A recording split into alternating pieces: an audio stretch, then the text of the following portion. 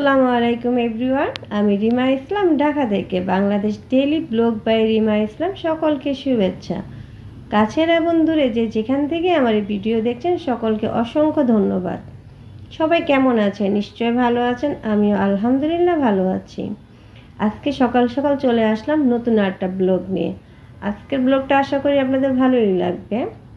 আজকে সকালে ঘুম থেকে ওঠার পর আর ঘুমাইনি, আজকে খুব আর্লি বের হবে। তো রুটিটা আমি রাতেই বেলে রাখি। রাতে বেলে রাখলে সকালে একটু তাড়াতাড়ি হয় যে কাজটা আমার।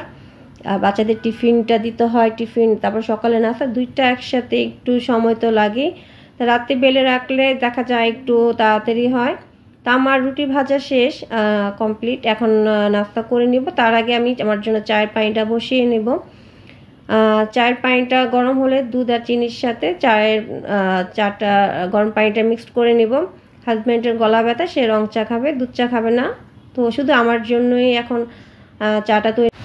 যেহেতু সকালে বের হব, দুপুরে চলে আসব, তো বুয়াকে সেজন্য রাতে ফোন দিয়ে বলে দিলাম যেন দুপুরের দিকে এসে রুমটা একটু শুধু ক্লিন করে দেয়। আর প্লেট বাটিগুলো আমি রাতেই ক্লিন করে রেখেছি। এত সময় তো আর প্লেট বাটি ময়লা রাখা যায় না। আর দুপুরে রান্নার জন্য আমি গরুর মাংস ম্যারিনেট করে মশলা দিয়ে মেখে ম্যারিনেট করে ফ্রিজে রেখে দিয়েছি, দুপুরে এসে বসিয়ে দেব। তো আজকে যাব হচ্ছে ছেলের খেলার স্পোর্টস আছে স্কুল থেকে, ছেলে মেয়ে দুইজনেরই।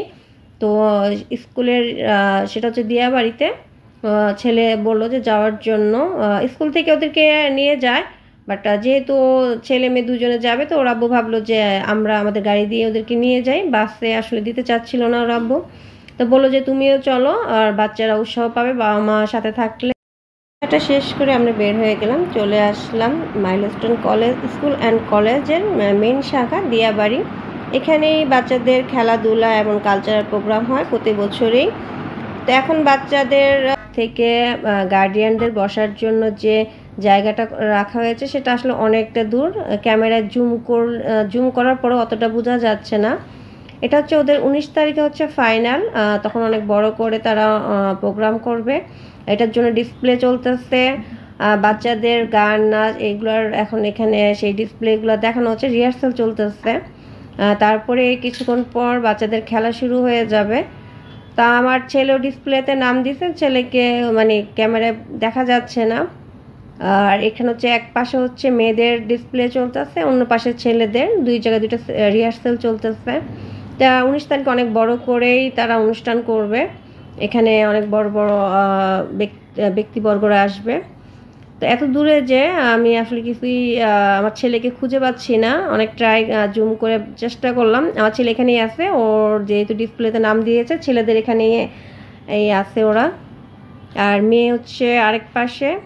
তো ওরা প্রত্যেকটা আগে তো শুধু একটা মাঠে ছিল, আর এখন অনেকগুলো এখানে কলেজ, তারপরে হোস্টেল, আবার অনেকগুলো শাখা নিয়ে আসছে।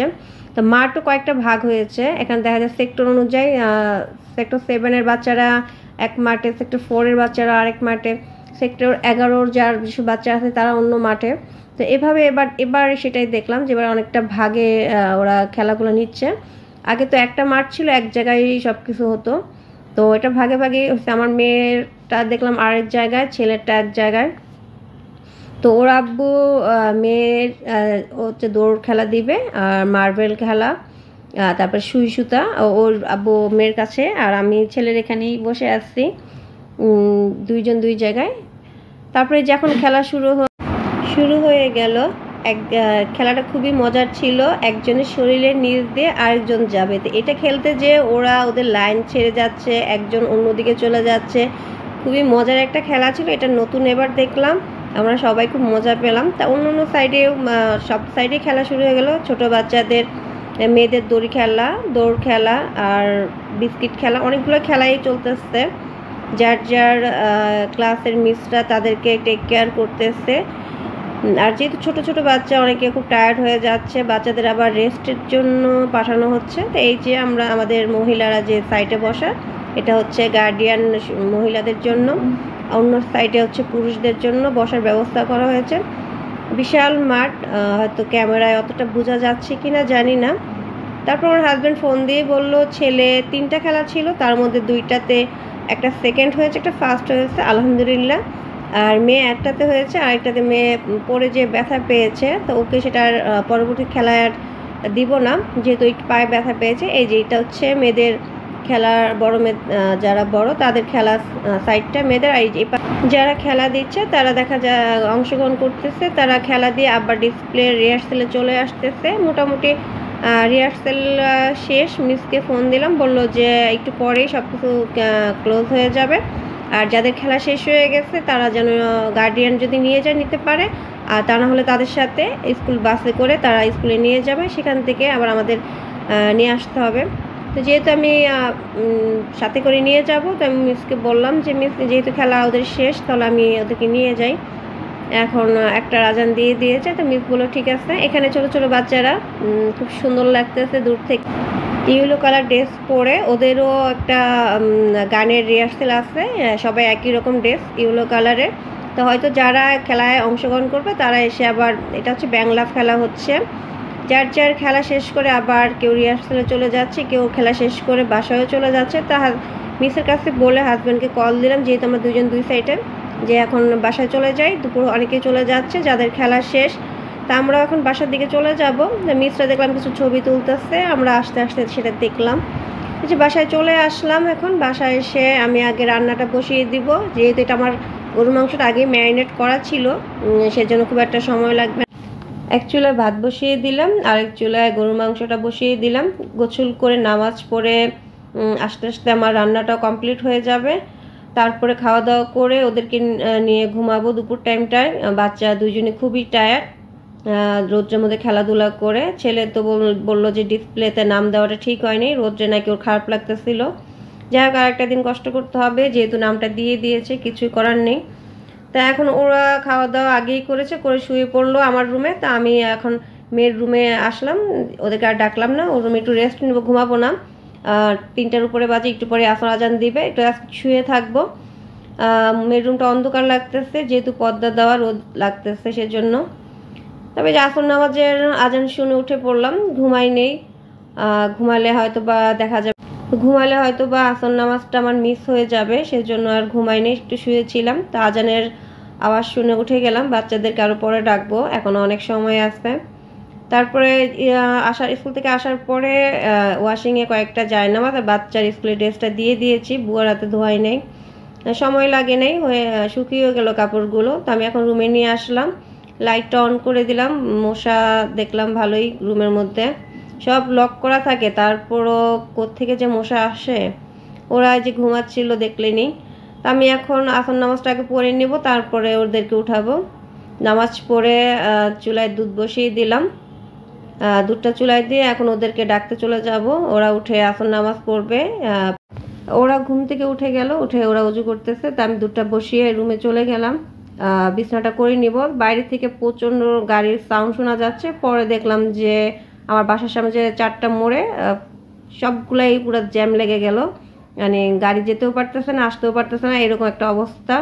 চারদিক দিয়েই কে কার আগে যাবে, রাস্তার হচ্ছে এই অবস্থা, সব জ্যামে আটকে রয়েছে। তারপরে মাগরিব নামাজ পড়ে আজকে একটু হালকা নাস্তা করে নেব এখন। আর ওদের জন্য বাইরে থেকে খাবার নিয়ে আসলাম, চাউমিন খাবে ছেলে।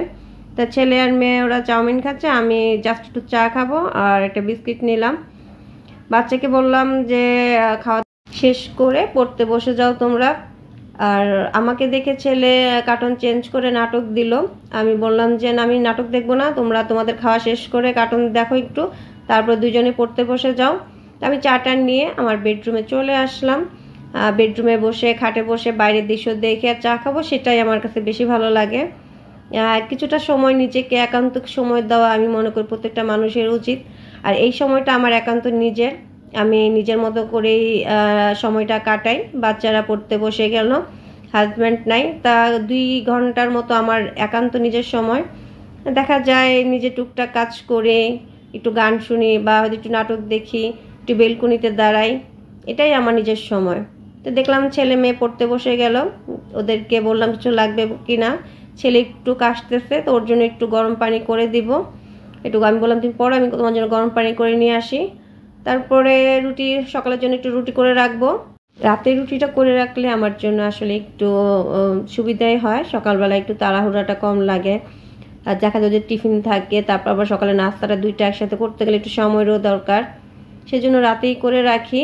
আর এটাই আমার জন্য সুবিধা। আর আমি যেহেতু একদিনের জন্য করি, একদিন না এক রাতের জন্য রাখি, সেজন্য ওইভাবে খুব বেশিও করি না। আর নর্মালি একটা কাগজের উপরে দেখা যায় একটা কাগজ দিয়ে একটা রুটি রাখি, আমার ভালোই থাকে, কিছু হয় না। যদি অনেক দিনের জন্য অনেকে করে, আমি অনেক দিনের জন্য কখনোই করি না, এই জিনিসটা আমার একদমই ভালো লাগে না, একদিনের জন্যই করি। তারপর রুটিটা শেষ করে ফ্রিজে রেখে, বাচ্চারা এখনও পড়তেছে, হাজব্যান্ড আসেনি, তো কী করব, এই যে টিভিটা দেখতেছি। কি দেখা যায়, দেখার মতোই আসলে এখন বাংলাদেশের খবর বলতে তেমন কিছুই দেখি না, ভালো লাগতেছিল না, তা টিভিটা অফ করে দিলাম। একটু বেলকনিতে দাঁড়াবো, হাজব্যান্ডকে ফোন দিলাম, বলল যে রাস্তায় হয়তো বা চলে আসবে, বাচ্চারাও পড়তেছে। তা এশার নামাজটা এখন পড়ে নিব, এশার নামাজ পড়ে হাজব্যান্ড আসলে খাওয়া দাওয়া করে ঘুমাবো। তা আজকে এই পর্যন্তই, আগামীতে নতুন কোনো ব্লগ নিয়ে আবার আপনাদের সামনে হাজির হব। সবাই ভালো থাকবেন, আমার জন্য দোয়া করবেন। আল্লাহ হাফেজ।